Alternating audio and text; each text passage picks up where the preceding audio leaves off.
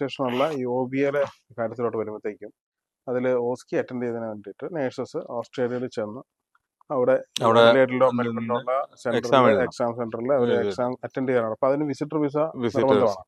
അപ്പൊ ഈ visitor visa നമുക്ക് നിലവിൽ അങ്ങനെ എക്സ്പീരിയൻസ് ഇല്ലെങ്കിലും നമുക്ക് പലപ്പോഴും ക്വയറുകൾ വരുന്നുണ്ട്. 3 times 4 times ഒക്കെ സ്ട്രൈറ്റ് ടു സ്ട്രൈറ്റ് അവർക്ക് റിജക്ഷൻസ് വരുന്നു.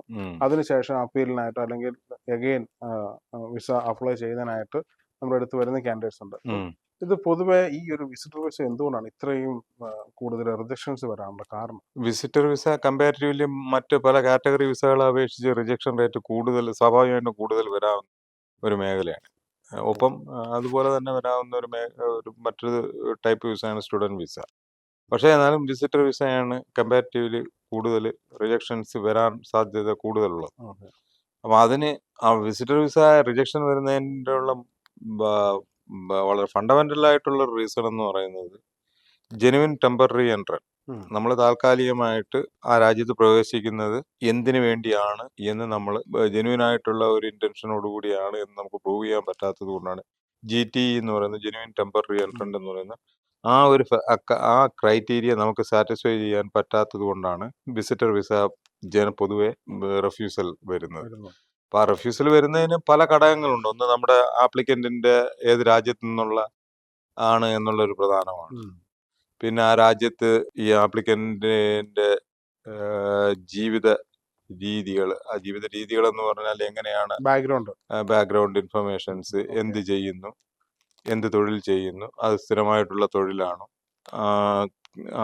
ആപ്ലിക്കന്റിന്റെ സാമ്പത്തിക ഭദ്രത എന്താണ്, ഇങ്ങനെയുള്ള ഒരു ആപ്ലിക്കന്റ് ഓസ്ട്രേലിയയിൽ എത്തിക്കഴിഞ്ഞാൽ തിരിച്ച് വീണ്ടും അവര് എന്ത് പർപ്പസിനാണോ വിസിറ്റർ വിസയ്ക്ക് അപേക്ഷിക്കുന്നത് അത് കിട്ടി അവിടെ വന്ന് അത് കഴിഞ്ഞതിന് ശേഷം, സാധാരണ വിസിറ്റർ വിസ അപേക്ഷിക്കുക ടൂറിസം പർപ്പസിന് വേണ്ടിയാണ്. അപ്പൊ അത് കഴിഞ്ഞിട്ട് തിരിച്ച് അവരുടെ സ്വന്തം നാട്ടിൽ പോകുമോ, ആ നാട്ടിൽ അവർക്ക് കമ്മിറ്റ്മെന്റ് അല്ലെങ്കിൽ അറ്റാച്ച്മെന്റുകളൊക്കെ ഉണ്ടോ, അത് തിരിച്ചു പോകാനുള്ള ഇൻസെന്റീവ്സ് ഉണ്ടോ, ഓസ്ട്രേലിയ വന്നതിന് ശേഷം തിരിച്ച് ഇന്ത്യയിലേക്ക് പോകാനുള്ള ഇൻസെന്റീവ്സ് ഉണ്ടോ, ഇങ്ങനെയുള്ള പല ഫാക്ടേഴ്സ് ഉണ്ട്. ഇപ്പൊ കുടുംബമുണ്ട്, സ്ഥിരമായ തൊഴിലുണ്ട്, സാമ്പത്തിക ഭദ്രതയുണ്ട്, അച്ഛനും അമ്മയുണ്ട്, അല്ലെങ്കിൽ പാർട്ട്ണറും കൊച്ചുങ്ങളും ഒക്കെ ഇവിടെയാണ്, അവരിവിടെ സ്കൂളിൽ പഠിക്കുന്നു, അങ്ങനെയൊക്കെ ഉള്ളത് അവർക്കൊരു പോസിറ്റീവ് ഫാക്ടറാണ്. അവർക്ക് തിരിച്ചു വരാനുള്ള ഒരു ഇൻസെന്റീവ് ഈ വിസിറ്റർ വിസയില് ആ പർപ്പസ് കഴിഞ്ഞതിന് ശേഷം തിരിച്ചു വരാനുള്ള ഒരു ഇൻസെന്റീവ് ആയിട്ട് അത്.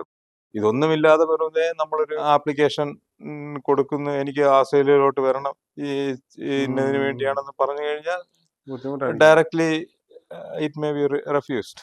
ഈവൻ ഈ ഒരു കാര്യങ്ങളൊക്കെ ഉണ്ടെങ്കിൽ പോലും ഒരു പ്രോപ്പർ ഡോക്യുമെന്റേഷൻ മാക്സിമം ഡോക്യുമെന്റേഷൻസ് വേണം. നമ്മുടെ intention beyond any reasonable doubt നമ്മൾ പ്രൂവ് ചെയ്യണം. ഈ ഒരു പർപ്പസിന് വേണ്ടിയാണ് വരുന്നത്, അല്ലെങ്കിൽ ഈ ഒരു ഒബ്ജക്റ്റീവിന് വേണ്ടിയാണ്.